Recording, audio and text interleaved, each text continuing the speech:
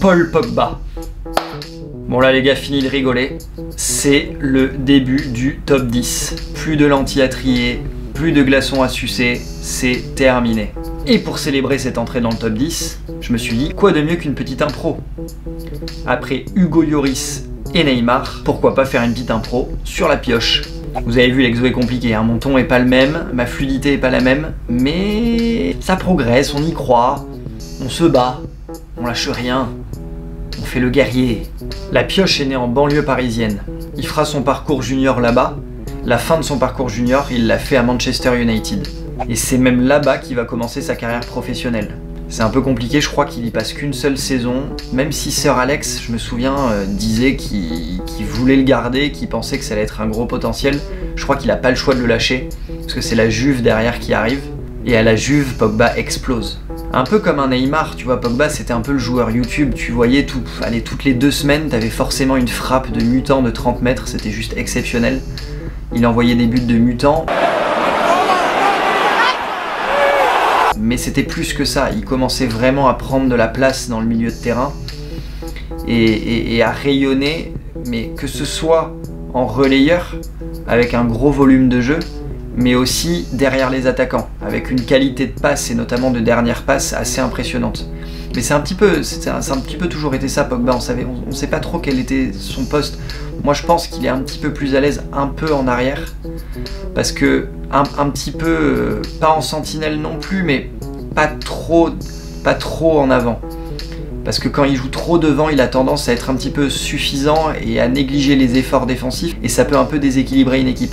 Il emmène même les Turinois en finale de la Ligue des Champions 2015, après avoir battu le Real.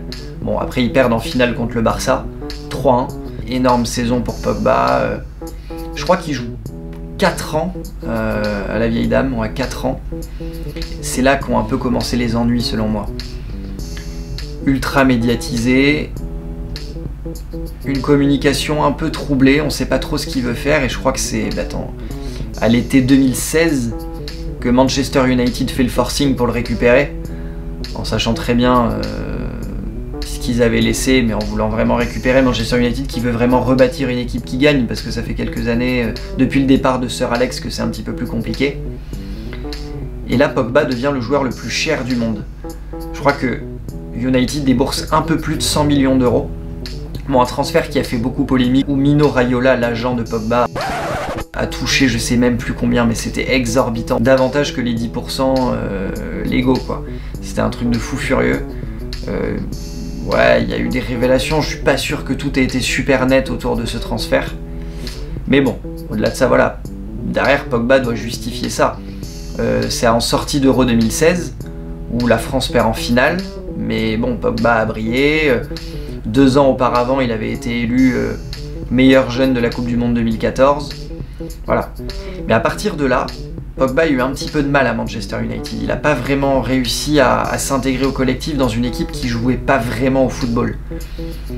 Et cette année, c'est encore pire que les autres années, avec un Mourinho qui refuse le jeu et Pogba qui n'arrive pas à s'intégrer là-dedans.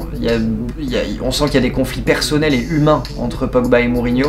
Donc c'est très compliqué. Il n'a pas vécu 2 saisons toutes roses, Pogba, à Manchester United, à tel point que son statut en équipe de France, qui était quand même assez clair depuis 2014, commence à s'effriter et on commence à se demander si on jouerait pas mieux sans lui. En mettant plutôt des mecs comme Matuidi, des vrais guerriers, qui donnent tout, qui s'arrachent, qui ont un volume de jeu supérieur à Pogba.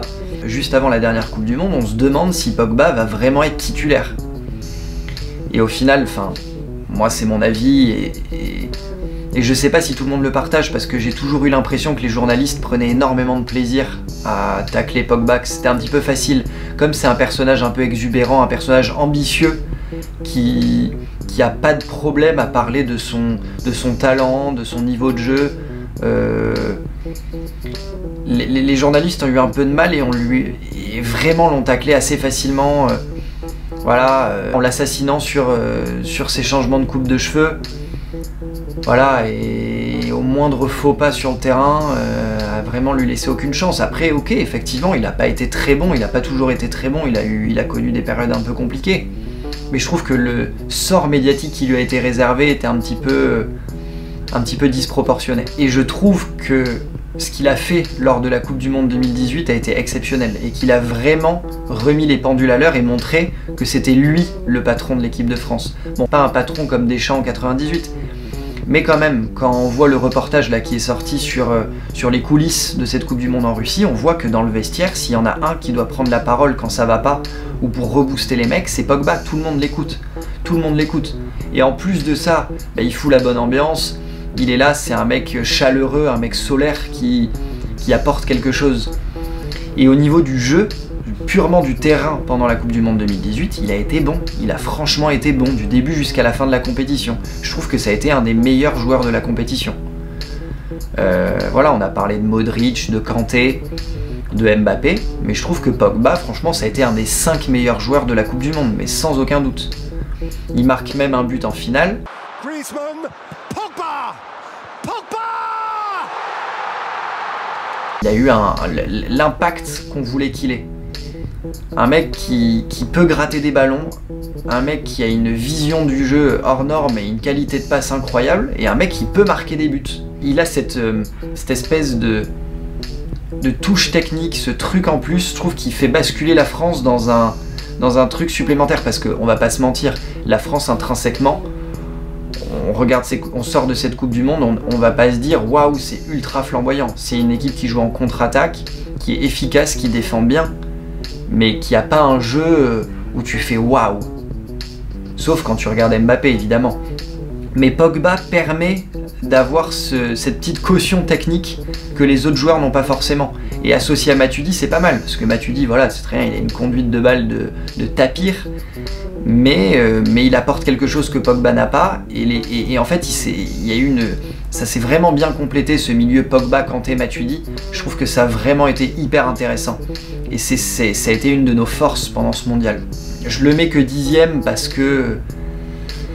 qu'à Manchester c'est compliqué. Il a fini 2e du championnat d'Angleterre avec United l'année dernière, très bien, mais très décevant en Ligue des Champions. Ils se font éliminer par le FC Séville, je crois, triplé de Ben Yedder. Cette saison c'est compliqué. Les relations avec Mourinho sont complexes, il joue pas tous les matchs, il peut pas s'exprimer complètement. Donc c'est vrai que moi je pense que soit il devrait se barrer. Et même il y a plein de rumeurs qui le renvoient à la Juve, et là le faire jouer avec Cristiano Ronaldo ça peut être exceptionnel. Soit que Mourinho se casse, très clairement, parce que l'entente entre les deux n'ira pas, c'est pas possible. Une Coupe du Monde exceptionnelle, une 2e place en Première Ligue, mais une Ligue des Champions compliquée, des hauts et des bas, pas une régularité encore impressionnante qui fait de toi un des 5-6 meilleurs joueurs du monde. Donc pour toi c'est une 10e place mon Paul. C'est bon pour l'impro de la pioche. La pioche elle est rentrée dans la pellicule.